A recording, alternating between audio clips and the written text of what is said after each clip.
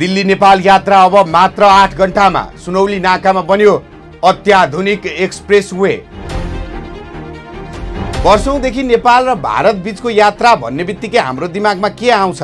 लामो र थकाउने बाटो, घण्टौंसम्म लाग्ने ट्राफिक जाम, साना र साँघुरा सडक अनि अनिश्चित यात्रा समय। विशेष गरी नेपालको सबैभन्दा व्यस्त नाका मध्येको एक सुनौलीबाट भारतका विभिन्न शहरहरूमा पुग्न यात्रु र व्यापारीहरूले ठूलो शास्ति भोग्दै आएका छन्। तर अब यो समस्या इतिहास बन्ने चरणमा पुगेको छ। हो, तपाईले सही सुन्नुभयो। अब दिल्लीबाट नेपालको सीमा सुनौलीसम्मको यात्रा मात्र 8 घण्टामा सीमित हुँदैछ। जुन पहिले 12 देखि 14 घण्टासम्म लाग्ने गर्थ्यो। अझ सुखद कुरा के छ भने यदि नेपालतर्फको सडक पूर्वाधार पनि समयमै तयार हुने हो भने काठमाडौँदेखि नयाँ दिल्लीसम्मको यात्रा अब केवल 16 घण्टा हाराहारीमा झर्नेछ। यो कुनै काल्पनिक कुरा होइन, बरु नेपाल भारत सीमा क्षेत्रमा तीव्र गतिमा निर्माण भइरहेको एउटा ठूलो सडक परियोजनाको वास्तविक नतिजा हो। दर्शकहरू, भारत सरकारको एउटा अत्यन्तै महत्वाकांक्षी अन्तर्राष्ट्रिय करिडोर परियोजना अहिले अन्तिम चरणमा पुगेको छ। भारतीय राष्ट्रिय राजमार्ग प्राधिकरण NHAI का अनुसार उत्तर प्रदेशको गोरखपुरदेखि नेपालको सीमावर्ती नाका सुनौली जोड्ने 4 लेनको राष्ट्रिय राजमार्ग NH24 को भौतिक प्रगति करिब 90% पुगिसकेको छ। यो परियोजनाको कुल लम्बाइ 79.54 किलोमिटर छ। विगतमा 2 लेनमा खुम्चिएको र स्थानीय बजार क्षेत्रका कारण सधैँ जामको चपेटामा पर्ने यो सडकलाई अहिले अत्याधुनिक एक्सप्रेस वे का रूपमा स्तरोन्नति गरिँदैछ। यो अन्तर्राष्ट्रिय करिडोरको निर्माण सामान्य बजेटमा भएको भने होइन। भारतीय राष्ट्रिय राजमार्ग प्राधिकरणका अनुसार यस परियोजनाको कुल लागत 14 अर्ब 58 करोड भारतीय रुपैयाँ अर्थात् करिब 23 अर्ब 32 करोड 80 लाख नेपाली रुपैयाँ छ। यति ठूलो लगानीमा बनिरहेको यो एक्सप्रेस वेले दुई देशबीचको कनेक्टिभिटीलाई मात्र सुधार्ने छैन, यसले यस क्षेत्रको आर्थिक र व्यावसायिक स्वरूप नै परिवर्तन गर्ने आकलन गरिएको छ। यस सडकलाई केवल फराकिलो मात्र बनाइएको छैन, यसलाई आधुनिक इन्जिनियरिङको उत्कृष्ट नमुनाका रूपमा विकास गरिँदैछ। 79.5 किलोमिटर लामो यस राजमार्गमा गाडीहरूको सुगम र निरन्तर गतिका लागि धेरै संरचनाहरू तयार पारिएका छन्। यस परियोजना अन्तर्गत एक रेल ओभरब्रिज निर्माण गरिएको छ, जसले गर्दा रेल क्रसिङमा हुने जामको अन्त्य हुनेछ। 2वटा फ्लाइओभर र 24वटा सवारी साधन अन्डरपास बनाइएको छ। यसले गर्दा स्थानीय बस्ती र बजार क्षेत्रबाट मुख्य राजमार्गमा हुने अवरोधलाई रोकिनेछ। पानी निकासका लागि 105वटा कल्भर्ट साना पुलिया निर्माण गरिएको छ र मुख्य राजमार्गमा ट्राफिक जाम कम गर्न र स्थानीय सवारी साधन चलाउनका लागि 68 किलोमिटर लामो छुट्टै सर्भिस रोड पनि तयार पारिएको छ। यो एक्सप्रेस वेलाई प्रविधिको हिसाबले पनि सुरक्षित बनाउन लागि छ।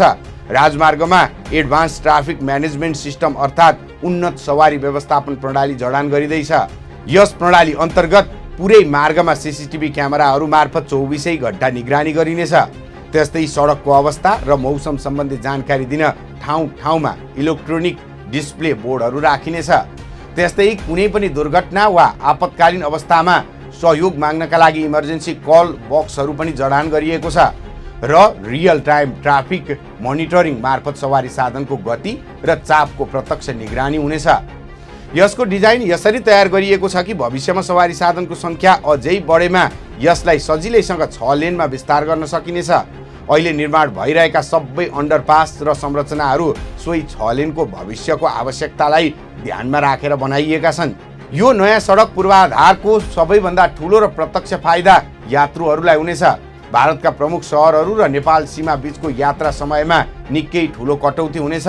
हाल गोरखपुरदेखि सुनौलीसम्मको करिब 80 किलोमिटर यात्रा गर्न झन्डै 3 घण्टा लाग्ने गरेको छ। साँघुरो सडक र बजार क्षेत्रमा हुने जाम नै यसको मुख्य कारण हो। तर यो नयाँ 4 लेनको सडक पूर्ण रूपमा सञ्चालनमा आएपछि यो यात्रा समय आधा भन्दा बढीले घट्ने परियोजनाका निर्देशक ललित प्रताप पालले बताएका छन्। दिल्ली NCRबाट सुनौली नाका पहिले 12 देखि 14 घण्टा लाग्ने गरेकोमा अब यो यात्रा केवल 8 घण्टामा सीमित हुनेछ। दिल्ली, नोएडा, त्यसैगरी गाजियाबाद र लखनऊका बासिन्दाका लागि अब नेपाल यात्रा एउटा सुन्दर र सुपरफास्ट रोड ट्रिप जस्तै बन्नेछ। काठमाडौँ दिल्ली प्राय हाल काठमाडौँबाट दिल्लीसम्म बस वा गाडीमा यात्रा गर्दा 24 देखि 30 घण्टासम्मको लामो र कष्टकर यात्रा गर्नुपर्छ। तर यदि काठमाडौँ भैरहवा रुटमा निर्माणाधीन सडक खण्डहरू समयमै सम्पन्न भएमा भविष्यमा काठमाडौँ दिल्ली यात्रा केवल 16 घण्टामा सीमित हुनेछ। यसले हवाई यात्रा महँगो महसुस गर्ने मध्यम वर्गीय परिवार र यात्रुहरूलाई निकै ठुलो राहत दिनेछ। सडक केवल मानिस हिँड्नेको बाटो मात्र होइन, यो अर्थतन्त्रको जीवन रेखा पनि हो। सुनौली नाका नेपाल र भारत बीचको सबैभन्दा व्यस्त व्यापारिक पारुहान बिन्दुमध्ये एक हो। नेपालमा आयात हुने तेस्रो मुलुकका सामान र भारतबाट आउने औद्योगिक कच्चा पदार्थ, खाद्यान्न तथा इन्धनको ठुलो हिस्सा यही नाका भएर नेपाल भित्रिन्छन्। विगतमा सडक साँघुरो हुँदा मालवाहक ट्रकहरू सीमा क्षेत्र र भारतीय सडकहरूमा दिनौँसम्म जाममा फस्ने गरेका थिए, जसले गर्दा ढुवानी भाडा बढ्ने र सामान उपभोक्तासम्ममा आइपुग्दा महँगो हुने समस्या थियो। यो एक्सप्रेस वे सञ्चालनमा आएपछि व्यापारिक ढुवानीमा निकै ठुलो सहजता आउनेछ। मालवाहक ट्रकहरू बिना कुनै अवरोध द्रुत गतिमा सीमासम्म आइपुग्न सक्नेछन्। यसले ढुवानीको समय र लागत दुवै घटाउनेछ, जसको प्रत्यक्ष लाभ नेपालका उद्योगी र उपभोक्ताहरूलाई मिल्नेछ। अर्कोतर्फ यो परियोजनाले सीमावर्ती क्षेत्रका किसानहरूलाई पनि प्रत्यक्ष फाइदा पुर्याउनेछ। भारतको उत्तर प्रदेशका गोरखपुर, कुशीनगर, महाराजगञ्ज र बिहारका सीमावर्ती जिल्लाहरूमा ठुलो परिमाणमा तरकारी, फलफुल र अन्य कृषि उपज उत्पादन हुन्छन्। यी उपजहरू सडकको दुरावस्थाका कारण समयमै बजार नपुग्दा कुहिने वा सस्तोमा बेच्नुपर्ने बाध्यता थियो। अब नयाँ सडकका कारण यी कृषि सामग्रीहरू केही घण्टामै नेपालका प्रमुख बजारहरू जस्तै भैरहवा र बुटवल र पोखरासम्म ताजा अवस्थामै पुग्न सक्नेछन्, जसले गर्दा किसानहरूले आफ्नो श्रमको उचित मूल्य पाउनेछन्। यो सडक केवल व्यापारिक दृष्टिकोणले मात्र होइन, धार्मिक र सांस्कृतिक पर्यटनका लागि पनि एउटा कोसे ढुङ्गा साबित हुने निश्चित छ। दर्शकहरू, नेपाल र भारत बीचको सम्बन्ध केवल व्यापारिक मात्र छैन, यसको पछाडि गहिरो धार्मिक र सांस्कृतिक पनि जोडिएको छ। विशेष गरी बौद्ध धर्मावलम्बीका लागि यो सडक निकै महत्त्वपूर्ण साबित हुनेछ। बुद्धको जीवनसँग जोडिएका प्रमुख 4 स्थलहरूमध्ये जन्मस्थल लुम्बिनी नेपालमा पर्छ, ज्ञान प्राप्त गरेको स्थान बोधगया बिहारमा पर्छ, पहिले उपदेश दिएको स्थान सारनाथ बनारस नजिक उत्तर प्रदेशमा पर्छ र महापरिनिर्वाण प्राप्त गरेको स्थान कुशीनगर पनि उत्तर प्रदेशमै पर्छ।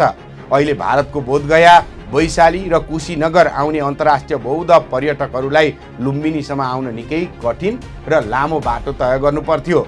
तर यो नयाँ एक्सप्रेस वे र अन्तर्राष्ट्रिय करिडोरले यी सबै पवित्र धार्मिक स्थलहरूलाई एउटै कडीमा जोड्नेछ।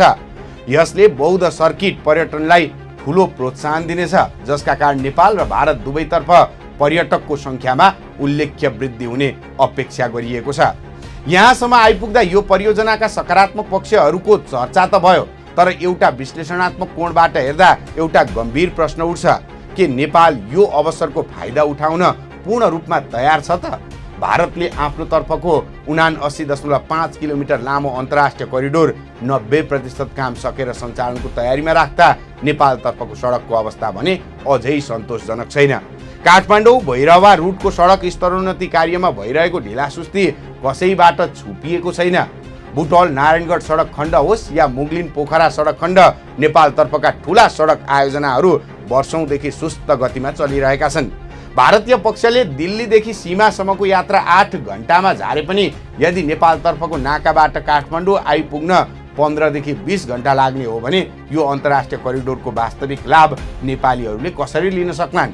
त्यसैले काठमाडौँ भैरहवा सडक पूर्वाधारको कामलाई नेपाल सरकारले राष्ट्रिय प्राथमिकतामा राखेर तीव्र गतिमा अघि बढाउन अपरिहार्य देखिएको छ।